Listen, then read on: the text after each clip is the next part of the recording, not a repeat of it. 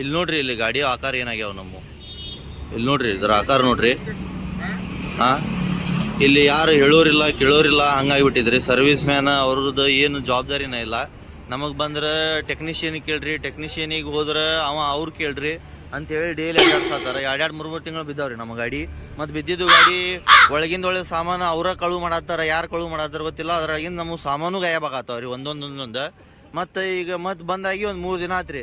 ಯಾರು ಹೇಳೋರಿಲ್ಲ ಕೇಳೋರಿಲ್ಲ. ಅಣ್ಣಾರ ನೋಡ್ರಿ, ಇದು ನಮ್ಮ ಫ್ರೆಂಡಿಂದ ರೀ 4 ತಿಂಗಳಾತ್ರಿ ಇದು ಗಾಡಿ ಬಂದಿದ್ದು.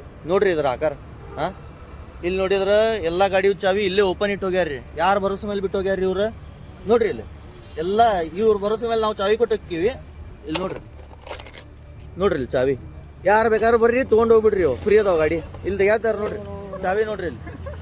ಹಾಂ, ಈ ಸರ್ವಿಸ್ ಕೊಡತ್ತಾರ ನೋಡ್ರಿ ಇವ್ರು ನಮ್ಮ ಓಲಾ ಶೋರೂಮ್ದವ್ರು. ನಮ್ಮ ಕಡೆಯಿಂದ ಗಾಡಿ ಸೇಫ್ಟಿ ನಾವು ಇವ್ರ ಭರೋಸೆ ಮೇಲೆ ಬಿಟ್ಟು ಹೋಗ್ತೀವ್ರಿ. ಇವ್ರು ನೋಡಿದ್ರೆ ಹಿಂಗೆ ಇಂಥ ದಂಧೆ ಮಾಡತ್ತಾರ ರೀ. ಹಾಂ, ನೋಡ್ರಿ ಇಲ್ಲಿ ಚಾವಿ ನೋಡ್ರಿ, ಇದು ನೋಡ್ರಿ.